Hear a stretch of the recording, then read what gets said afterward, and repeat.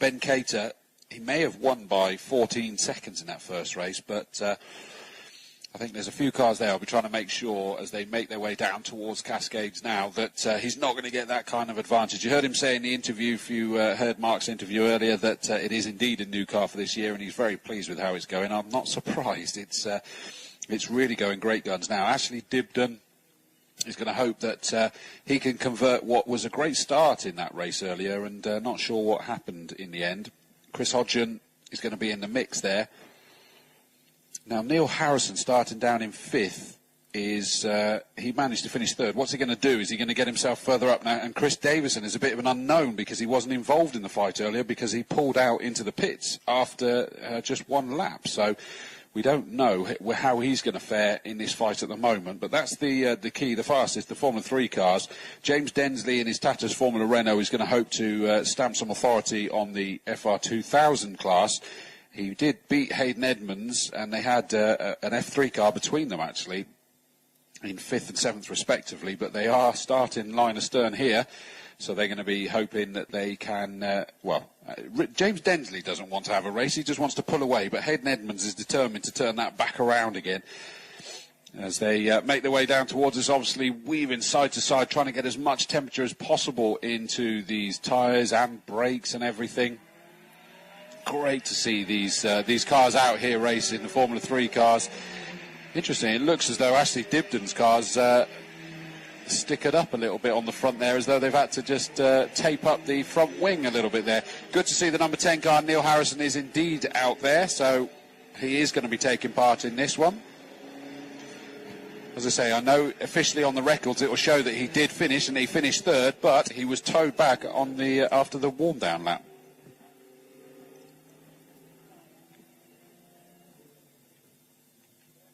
I didn't quite notice whether Chris Davison was there because there were so many I was just trying to check, but we'll keep an eye to see whether the number 31 car, Chris Davison, is there to take the start off as DNF in that first race, due to start on the second row. Yep, thanks, Jonathan. I've just got a thumbs up. Thanks, mate.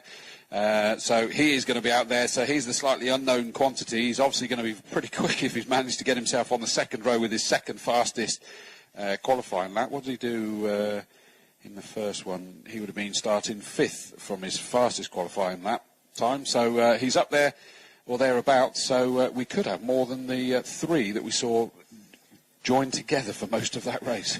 Great first race, wasn't it? Looking forward to this one. We thought it would be, and yeah, it certainly lived up to its billing, didn't it? So one thing I am aware of, and I've failed miserably, such as the dash from one end of the pit lane to the other, to give you any results. So if you do want to complete your programmes at the end of the race meeting, tsl-timing.com, tsl-timing.com, and download a PDF file from there if you want to complete your programmes. So the cars are lining up on the grid. Somebody's opting for the pit lane, by the look of things, and who is that coming into the pit lane? Can't quite pick out whom it is. It is Richard Crisp once more. He started the first race from the pit lane. He's opting to do the same in this one. So green flag waves at the tail end of the grid. 5-second board is held aloft. Ben Cater and Ashley Dibden on the front row of the grid. Lights are on. Here the revs arrive. Lights go out. Good start from Ashley Dibden from the outside of the front row of the grid, but a better start from Ben Cater, who's just going to draw his car ahead of Ashley Dibden as they head up towards Old Hall for the first time. It is going to be Chris Hodgson who slots himself through into 2nd position, and it is Neil Harrison who's there in 3rd. Everybody wanting to be 4th, though, as they disappear out of my view.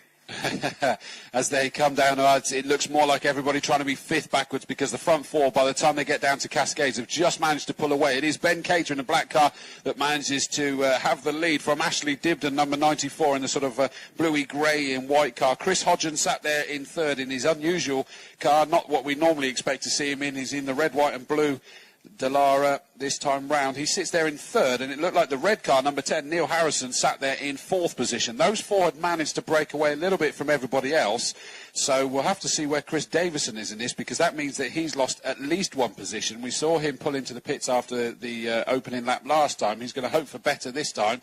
We'll see where he is as they come down towards, I think he is sat there in 5th position at the moment. Through they come. It is still Cater from Dibden, from Chris Hodgson, from Neil Harrison. And it is indeed sat there in 5th. It is the number 27 car, actually. Sorry, James Densley. I did this last time, didn't I? So where is... Oh, is this... the number 31 car of Chris Davison, certainly going across the grass. He's trying to stay out of everyone's way. And a big problem as well for the number 49, Richard Purcell. The Burgundy car is pulling off onto the grass. So that's a couple of the faster cars have had issues on this opening lap. That's a real shame for Richard Purcell. His Dallara F305 then is out of the race. Chris Davison with problems as well.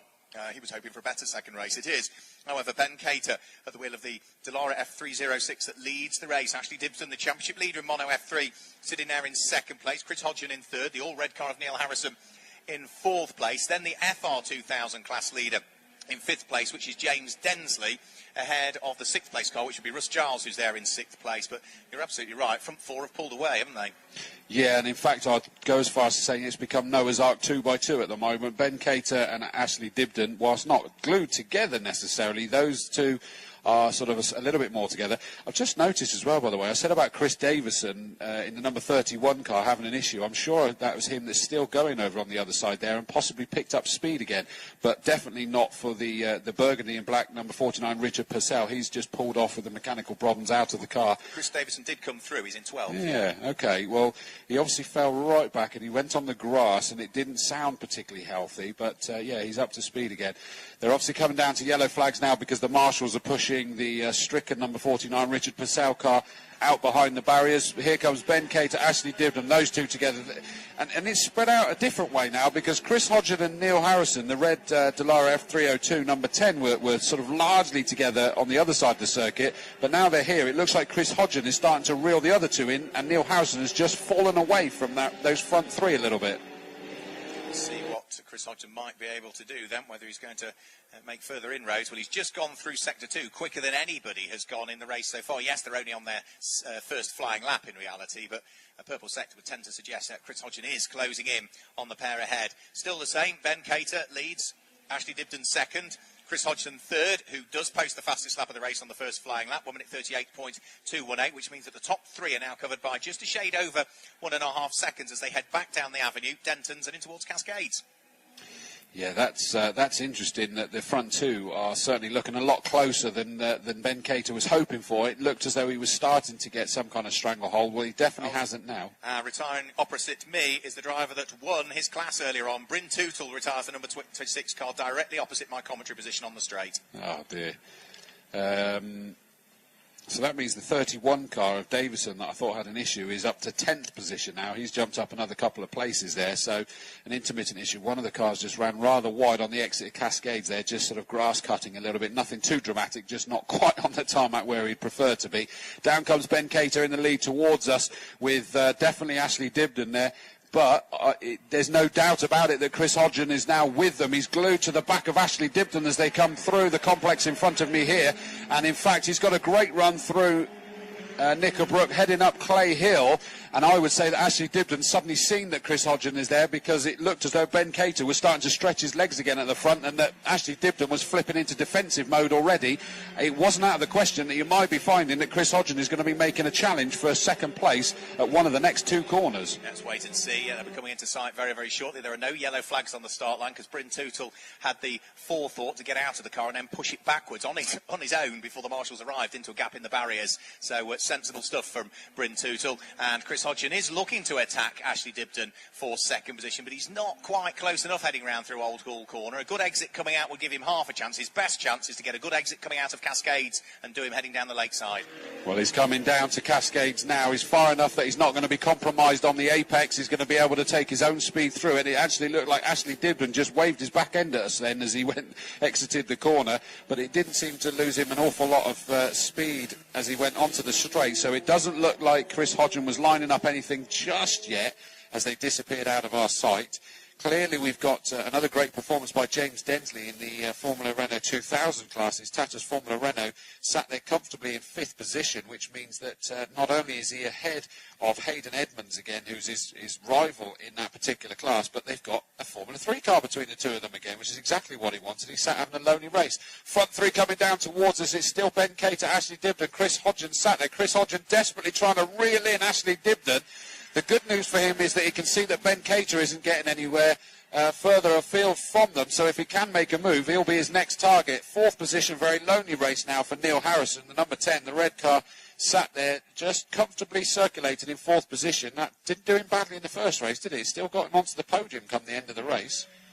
Yeah, didn't do too badly at all. So Ben Cater still leading, but it's still a narrow advantage that he has. He grew it by just another 1/10 of a second last time through, but Ashley Dibden and Chris Hodgson, cars number 94 and 70 respectively, aren't too far away. If anything, they're now more focused on having their own individual battle, which has allowed Ben Cater not just to set the fastest lap of the race, 1 minute 37.380, but to pull away to the tune of another 1/4 of a second. So certainly looks as though Cater here might serve up a double win here this weekend. Yeah, I see what you mean. It does look like he's in a lot more control. A great fight that's just disappeared up out of my sight as well is the 24 door car is leading the Classic in his Vauxhall Lotus, Formula Vauxhall Lotus, just ahead of Crisp, who obviously had the exclusion, has had to work his way through, number 56, and 32 Clark in his 2000 class. So all 3 different classes, but they're having a fantastic fight, probably just going past you now. They are absolutely past me now, as Terry Clark looks to try and dive up the inside, and Richard Crisp goes around the outside of them both. Fantastic stuff. The FR 2000 goes all the way around the outside of Robin Dorr, as Terry Clark was looking to try and sneak a place, and yeah, nothing he could do about that. Fantastic. Here come the overall leaders down towards us. Oh, and Ashley Dibden's just having to straight line now. There wasn't even a puff of smoke of locking up. He's going to rejoin. He's still there in second. He needs to be wary because he's now actually right on the gearbox of our leader, Ben Cater. So he's actually gained not track position, but certainly he's gained an advantage there. Chris Hodgson came through, wasn't able to do anything about it. He still sat there in 3rd, and Ben Cater's actually under pressure from Ashley Dibden. Not sure what happened there. There wasn't even a puff of tyres, as though he even tried to stop as he came down towards Hislops there. But you'll probably see the difference when they come into your view. Let's just have a quick look now. They're about to reappear back into my view coming out of Deer Leap. There's traffic up the road to deal with. The Formula Vauxhall Lotus of Nick Catanzaro will come into play over the course of the next few corners. Ben Cater, Ashley Dibden and Chris Hodgson still all separated by similar gaps, actually. They're now working their way through and past the traffic. And that's compromised Ben Cater, who's really now fallen into the clutches of Ashley Dibden as they head towards Denton's. Yeah, I suddenly saw that back marker. I think the poor back marker just didn't know where to go then, did he? The speed they came down. And actually Dibden is really closed in on Ben Cater as they disappear out of our sight along Lakeside down towards Shell Oils. That did intrigue me, though, that Dibden crossed the line over 3/4 of a second behind Ben Cater in the end. Whether he just realised that, well, I shouldn't be on the back of him, otherwise... Excuse me, I've gained an advantage, and he's just dropped himself back a bit. Sensible driving, if that's the case. Blend back out the throttle, side by side over the start-finish line. Terry Clark, car number 32, still fighting away with the number 24 car in the hands of Robin Dorr, and Terry Clark this time goes through. He had a go last time round, only for Richard Crisp to go around the outside of them both. Well, he's taken a place, but now he's back under pressure straight away. Well, actually, Dibden's the one that's under massive pressure from Chris Hodgson as they come through and start exiting already the Knickerbrook right-hander. Up Clay Hill they go. So Ben Cater can certainly see the 2 of them in his mirrors, and 1 minute he's the one that's being hounded. The next minute he's got the grandstand view in his mirrors of the fight between the 2 behind him, hoping that they're going to slow themselves down enough. The problem for Ben Cater, I would say that it's not, because at no stage is Ben Cater really managing to sort of just kill the toe or anything, is he? No, not at all. No, he just cannot break away from Ashley Dibden, and Ashley Dibden equally as much as in that very, very difficult position of having to attack and defend at the same time, or was. But now Chris Hodgson has gone through. He's picked his pocket. That's a change from your side of the circuit, isn't it? Chris Hodgson is now through into 2nd place. Ashley Dibden has dropped to 3rd. Yes, that is a change, but it was one that I'm not at all surprised to hear, because you could see that one building up. The problem is that where that move has now at last happened, Ben Cater has now managed to pull away, although it was only 0.951 as they went across the line. So a lot of that clearly happened as they came down through the avenue, down towards Cascades, and he has just lost ground by more than that 0.951, I would say, as they disappeared along Lakeside and out of our view. So we wait to see them come back. We're clearly going to see a black car still in the lead. We've got another back marker, first of all, coming into our sight at this stage. And here come the leaders down, and it is still Ben Cater that sits there in the lead. So it is the number 82, Ben Cater. But Chris Hodgson has managed to reel him back in again, and closes massively as they go through. It looks to me like Chris Hodgson absolutely loves the whole Hislops Knickerbrook complex through here, as he then makes his way up Clay Hill. He's probably, even once they were back under under power, it stretched out to at maximum 5 car lengths, I would hazard a guess at. So Chris Hodgson is on the case. Chris Hodgson's very much on the case, but he now needs to really redouble his efforts because there's only 3 minutes and 40 seconds to go of this race. Still, we managed to squeeze 10 laps out of the race earlier on. They're on lap number 7, about to start lap number 8 any moment now. There's traffic to deal with as well, which is Kevin Otway's car, which moves neatly out of the way over the start-finish line. Ben Cater, though, coming under an ever-increasing amount of pressure from Chris Hodgson. This borrowed car, of course, borrowed the car from Simon Tate following the mechanical woes that befell him yesterday. He has closed within almost a quarter of a second now of Ben Cater, and as long as he gets a good run coming out of Cascades, he stands half a chance here. It really looks, though, as it's the avenue down through there that Ben Cater has the advantage over Chris Hodgson. But then once they come back over Hilltop down towards us here, that's where Chris Hodgson is able to really close in. So it's going to be big. As all, we've got a spinner just in front of us here. I think that's the number 99 car of Matt Jordan, who had an issue. Now, has he got himself beached on the grass? I've got a horrible feeling he has. He just got on the brakes. And a lick of flames now coming from the back of that car. Hopefully it's just burning off a little bit of excess fluids because it's now dying down a little bit. But that's right on the grass, right in the firing line. In fact, though, he's managed to get it fired back up again as the leaders come down and go past him already. And Ashley Dibden's had to straight line the chicane again. Again, no puffs of any kind of tyre smoke. He knew it was going to come, presumably. And it is still as you were. And it was the 99 car, and he has managed to get it going again, thankfully, and out of the way. Otherwise, I could have envisaged that being a premature end to the race. Yeah, so I wonder whether Ashley Dibden's just got a long brake pedal and sort of they're there 1 minute and not the next, so he's having to cadence brake to try and pump the brakes back up again and get a bit of pressure in there. We may not find out because, of course, it is only the class winners that we talk to, and leading at the moment the race overall and leading Mono F3 is Ben Cater, despite the very close attentions of Chris Hodgson. He's just fallen back a shade over the course of this lap. We ought to say that in 5th place, number 27, James Densley leads FR2000. Down in 11th place, number 32, Terry Clark leads his class. That is for the Mono 2000 and Classic 2000. Car number 24, Robin Dorr, in 12th place, leads that class. They're your current class leaders. Well, for the, what do we reckon, the penultimate time? Yeah, penultimate time. The leaders have already made their way along Lakeside. And to me, at the moment, that looks almost as if Chris Hodgson has just backed off a little bit and not right glued to the back of Ben Cater as we had the last couple of laps. Now, is he just taking a breather, or is he realising that, no, it's probably not going to happen, let's just keep this second place, which, let's be honest, you've still got to be really pleased with when you're not in your own car. I mean, that Absolute Racing car that they've been working on as a project from the start with students to really get that thing built up. Well, big lock-up by Chris Hodgson, so I think that shows that he is now putting the pressure back on again as they come down through Hislops, through Knickerbrook, and start heading up Clay Hill for the penultimate time. He is back on there, but that lock-up didn't help him, and plus he probably can't even see clearly now with the 20 pence pieces that he's driving on now. But Ben Cater cannot relax at all, and I don't think he's been able to at any stage in this race yet, has he? No, not at all, not at all. We've got a great fight still going for 6th, 7th and 8th. They'll be down at Shell Oils, I would imagine, at the moment. Number 5, Russ Giles, trying to defend from number 31, Chris Davidson, all of the time, whilst the car that runs in FR2000, second in its class, Hayden Edmonds, number 87, is right behind them. Over the start-finish line, onto his final lap of the race goes Ben Cater. So is Cater going to serve up seconds here? He won the race earlier on. Is he going to make it a double victory here? Chris Hodgson has to close the gap by 0.7 of a second and try and thread his way by if he wants to prevent Ben Cater from taking a double win. Oh, and Ben Cater's been compromised by a back marker there as they went through Cascades. Mark Smith, the number 14 car, almost Bentley liveried, and I think Chris Hodgson has done it. He absolutely took advantage of the fact that Ben Cater got boxed in as they exited the corner.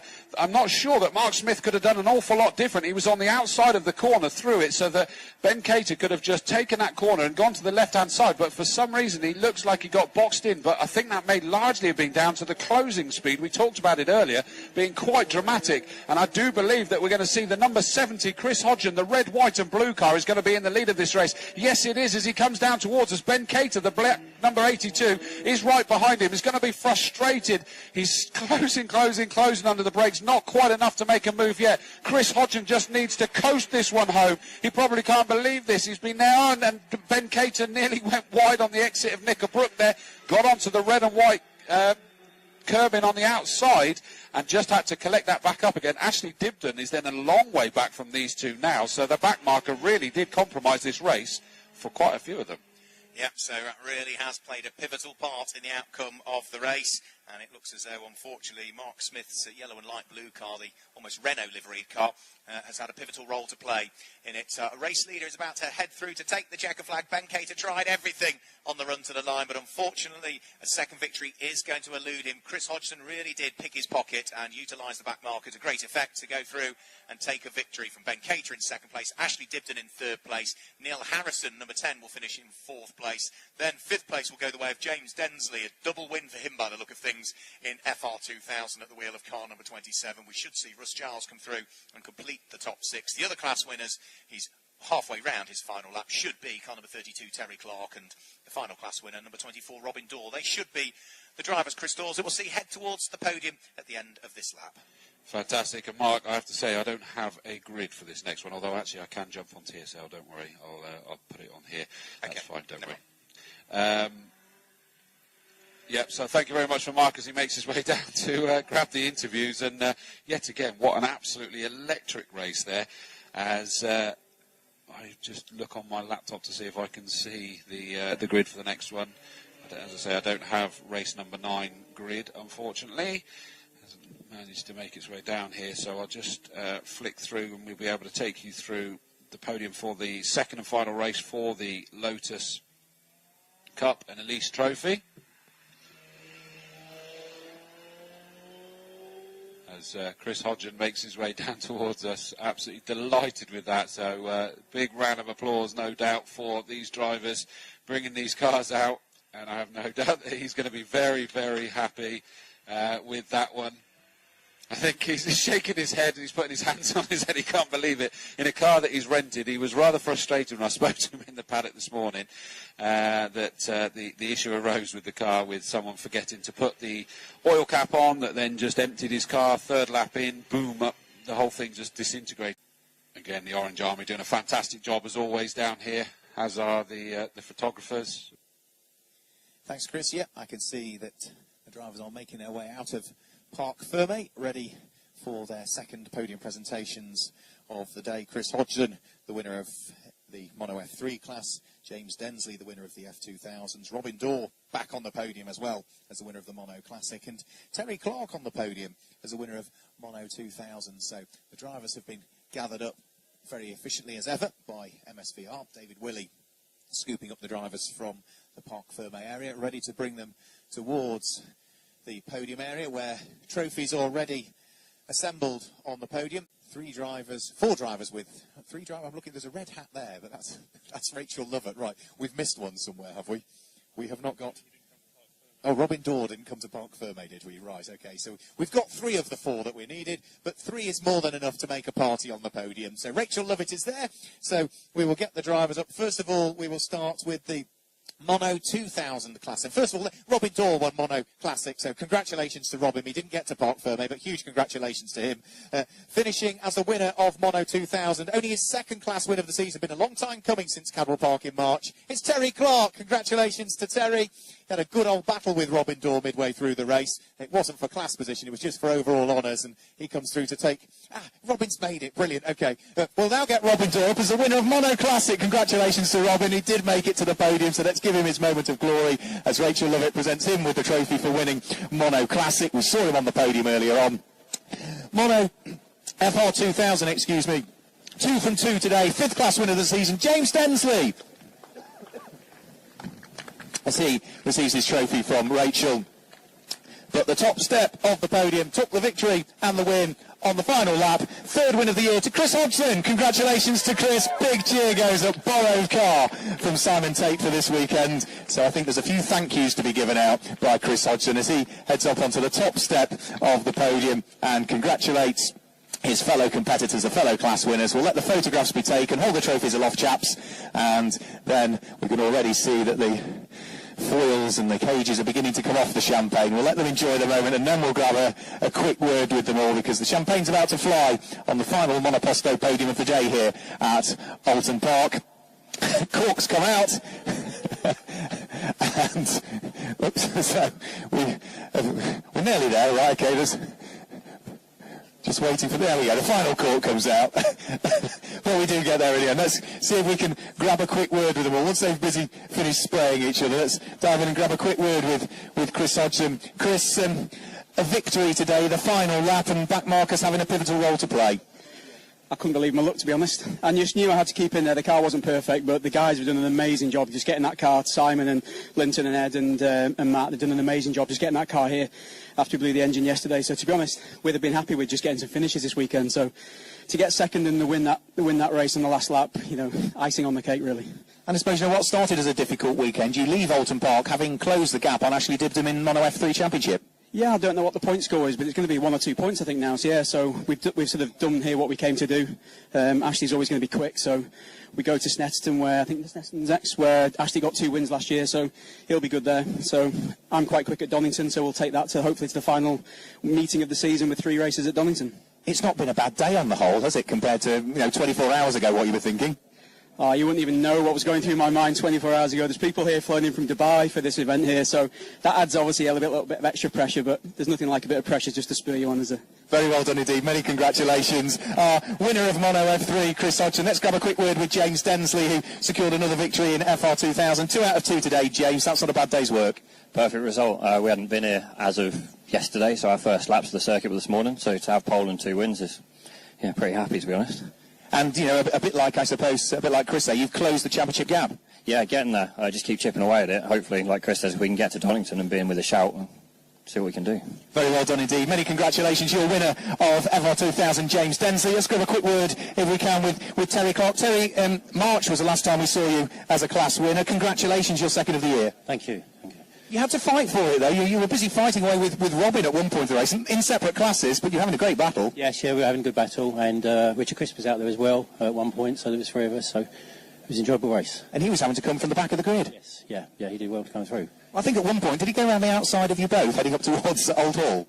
Yeah. Yes, to the nods, yes, to the nods. And a quick word with Robin Dorr. Robin, back to your usual car, and it's performed admirably, as have you. Yeah, it's a good old tub, so hopefully back in the Toms for, well, not Snetterton, but Donington, so, yeah. What's the problems with the Toms at the moment? It's so unique, we can't get bits for it, so, everything has to be made, so it's tricky, to say the least. Either that, or you have to make lots of emails and phone calls to Japan. No, because they were built in Norfolk. Oh, well, they built in Norfolk? I didn't realise. I just assumed it all originated from over in Asia. No, only 4 of them made. 2 in 96, 2 in 97, and there's only 3 left. Great car, but just parts difficult to find. Fingers crossed you'll get it sorted then for later on in the season. Yeah, definitely. Well done on the double win. Many congratulations to our class winners on the Monoposto podium. Chris Hodgson taking the overall win on the very last lap.